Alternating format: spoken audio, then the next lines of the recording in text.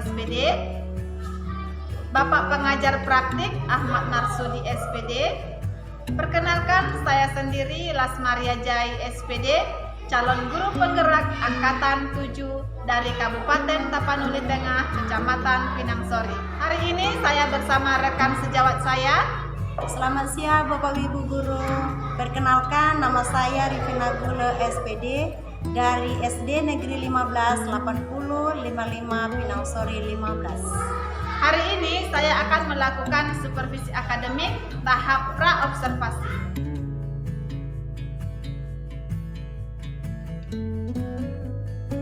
Selamat siang Bu. Selamat siang Bu. Bagaimana kabar Ibu siang hari ini? Puji Tuhan Bu, sehat. Bagaimana dengan Ibu sendiri? Puji Tuhan sehat Bu. Nah, beberapa hari yang lalu saya sudah menyampaikan sama Ibu bahwa saya mendapatkan tugas untuk melakukan supervisi pada Ibu. Dan puji Tuhan, Ibu sudah menyetujuinya dan memberikan waktu kepada saya untuk memberikan tugas pada siang hari ini. Nah Bu, di dalam melakukan supervisi ini ada 3 tahapan yang akan kita lalui. Yang pertama, tahap pra-observasi, yang kedua tahap observasi, dan yang ketiga tahap pasca observasi. Nah, siang hari ini kita melakukan tahap pra-observasi. Nah, untuk memulai pembicaraan kita siang hari ini, apa nih harapan Ibu dari pertemuan kita pada siang hari ini? Nah, puji Tuhan Bu, saya senang sekali pada siang hari ini. Nah, menjadi harapan saya bisa berkolaborasi dengan Ibu. Bagaimana cara saya besok untuk menyampaikan pembelajaran kepada murid-murid saya, sehingga murid saya mampu atau bisa menerima pembelajaran itu dengan baik dan dapat dimengerti oleh mereka apa yang saya sampaikan besok. Jadi harapan Ibu pada siang hari ini berkolaborasi dengan kita saling berkolaborasi, berdiskusi agar pembelajaran besok dapat berjalan dengan lancar dan anak-anak mudah memahami apa yang Ibu sampaikan itu ya Bu ya. Kalau boleh saya tahu nih Bu, besok Ibu bawakan materi tentang apa ya? Besok Bu, saya bawakan materi tentang organ tubuh manusia. Tentang organ tubuh manusia ya Bu ya. Kira-kira apa nih tujuan pembelajarannya? Tujuan pembelajarannya Bu, yang pertama siswa saya itu mengamati gambar organ tubuh manusia dan apa manfaat daripada organ-organ tubuh tersebut dan bagaimana cara mereka untuk menjaga kebersihan baik di lingkungan sekolah maupun di rumah, sehingga dengan belajar mengenal organ tubuh.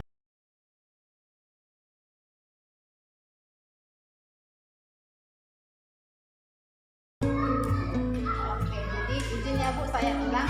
Jadi tujuan pembelajaran Ibu, siswa mengamati gambar.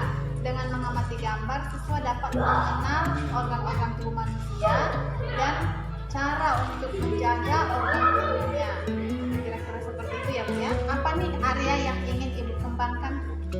Seperti tadi Bu, saya sudah katakan bahwa dengan melihat gambar mereka bisa menceritakan dan mereka bisa melihat apa saja itu organ-organ tubuh mereka, sehingga dengan mereka mengamati, mereka bisa bercerita atau menyampaikan apa yang mereka lihat tentang gambar tersebut, sehingga siswa saya bisa meningkatkan literasi mereka dalam proses belajar mengajar dan bisa mereka mengenal apa saja kegiatan yang boleh mereka lakukan baik di lingkungan sekolah maupun di rumah.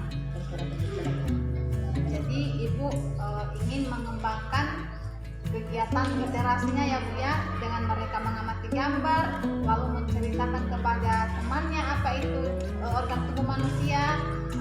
Dengan begitu kemampuan untuk berkolaborasi, berdiskusi antar temannya semakin berjalan gitu ya Bu ya. Apa-apa saja nih Bu yang Ibu persiapkan untuk supervisi besok? Yang pertama Bu, RPP. Yang kedua, alat peraga saya berupa gambar organ tubuh manusia dan lingkungan yang bersih dan sehat. Oke, jadi Ibu sudah mempersiapkan RPP, kemudian alat peraganya berupa gambar-gambar organ tubuh manusia dan juga siang, bersih dan sehat. Selanjutnya Bu, strategi apa nih yang Ibu gunakan di RPP ini untuk pembelajaran besok?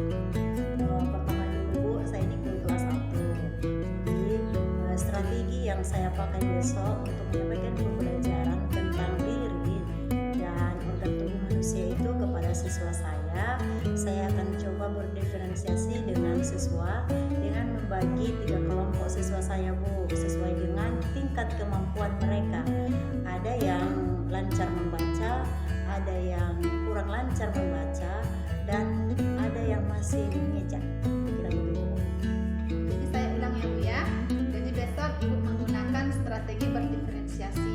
Ibu membagi siswa dalam beberapa kelompok. Ada yang kelompok siswa yang lancar membaca, ada yang kurang lancar membaca, dan ada yang masih mengeja. Kira-kira seperti itu ya Bu ya. Jadi masih ada tidak yang ingin Ibu tambahkan dari persiapan-persiapan yang sudah Ibu siapkan ini? Dari beberapa persiapan Bu yang setelah saya persiapkan, masih ada yang saya khawatirkan Bu. Oh, jadi masih ada. Jadi dari beberapa persiapan yang telah Ibu siapkan, masih ada satu hal yang Ibu khawatirkan. Kira-kira apa nih yang Ibu khawatirkan? Yang saya khawatirkan besok Bu, kondisi kelas saya yang kurang disiplin. Yang namanya kelas 1 lebih cenderung mereka bermain-main daripada belajar Bu.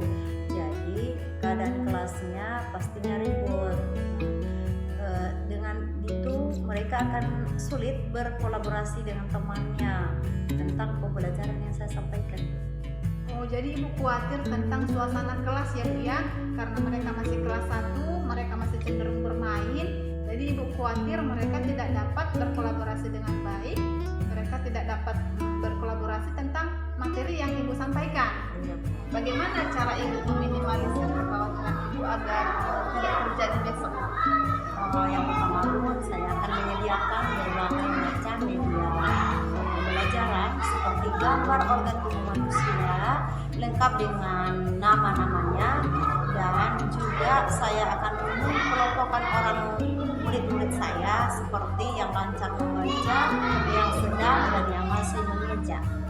Dengan itu saya bisa melihat bagaimana cara supaya pembelajaran yang saya sampaikan besok dapat terlaksana dengan baik. Jadi cara Ibu untuk meminimalisir kekhawatiran ini, Ibu menyediakan berbagai media pembelajaran, kemudian mengelompokkan siswa sesuai dengan kompetensinya. Yang lancar membaca, yang kurang lancar, yang masih mengeja, Ibu sesuaikan kelompoknya supaya belajarnya lebih efektif. Ada nggak orang yang ingin Ibu minta bantuan agar pembelajaran ini dapat berjalan dengan lancar besok? Setuju Bu. Saya akan bekerja sama dengan murid saya dalam melaksanakan kegiatan pembelajaran besok. Nanti kita akan membuat beberapa menit waktu untuk menikmati atau melihat gambar-gambar yang telah saya sediakan, dan saya akan konsisten dengan waktu yang akan kita gunakan. Nah, dengan itu siswa-siswi itu harus patuh pada waktu-waktu atau pembelajaran yang saya sampaikan tentang organ-organ tubuh manusia, sehingga mereka mudah mengenali atau mengetahui organ-organ tubuh mereka dan bagaimana cara mereka nanti untuk menjaga kebersihannya. Kira-kira seperti itu. Oke, jadi orang yang ingin Ibu ajak bekerja sama itu siswa Ibu sendiri ya Bu ya, karena Ibu dan siswa lah yang ada di dalam kelas. Kapan ini rencananya Ibu laksanakan? Besok pada supervisi kita dalam proses belajar mengajar saya akan laksanakan. Oh, jadi besok ya Bu ya, saat kita melakukan supervisi. Apa nih komitmen Ibu atau rencana Ibu ke depannya? Komitmen saya Bu, saya akan lebih kreatif di dalam mengajarkan anak-anak supaya anak-anak ini lebih tertarik dalam belajar dan mudah mereka menerima pembelajaran yang saya berikan lewat berbagai macam alat peraga seperti gambar dan seperti nama-nama gambar, sehingga dengan ini siswa-siswa saya ini murah mengerti apa pembelajaran yang saya sampaikan, dan saya sesuaikan juga dengan pembelajaran kita, yaitu kurikulum merdeka sekarang ini. Dengan itu siswa lebih kreatif, lebih tertarik dengan pembelajaran yang saya sampaikan ke depannya. Seperti menyusun RPP-nya juga saya sesuaikan. Jadi rencana ibu ke depannya nih, ibu akan memberikan pembelajaran yang menggunakan beberapa media pembelajaran ya Bu ya, agar anak-anak tersebut menarik untuk melakukan kegiatan pembelajarannya ya Bu ya. Kemudian ibu juga menggunakan RPP diferensiasi yang sekarang ini dan yang menggunakan kurikulum merdeka ya Bu ya. Kak, ceritakan kembali sedikit, ibu simpulkan mulai dari persiapan, materi, strategi, serta hambatan dan solusi-solusi dari hambatan yang ibu hadapi. Yang pertama Bu, saya akan menyediakan RPP. Yang kedua, saya akan menyediakan media pembelajarannya seperti gambar organ tubuh manusia lengkap dengan nama-namanya. Dengan itu siswa bisa melihat, mengamati, dan mereka mudah untuk mengenal apa organ-organ tubuh manusia tersebut. Dan yang menjadi strategi saya, seperti tadi saya katakan bahwa siswa saya itu saya kelompokkan siswa yang pintar, yang sudah lancar membaca, yang sedang, dan yang masih mengeja. Nah, dengan mengelompokkan mereka ini, saya mudah untuk mengkoordinir mereka untuk belajar bersama. Jadi, yang menjadi solusinya adalah mengarahkan siswa saya untuk fokus pada pembelajaran yang dalam berkolaborasi, sehingga pembelajaran itu bisa terlaksana dengan baik dan dapat mereka mengerti tentang pembelajaran yang saya sampaikan. Kira-kira begitu kan? Wah, luar biasa sekali ya Bu ya. Kalau boleh saya tahu bagaimana nih perasaan ibu setelah kita melaksanakan diskusi pada siang hari ini? Saya senang sekali bisa berbagi cerita pengalaman bersama ibu.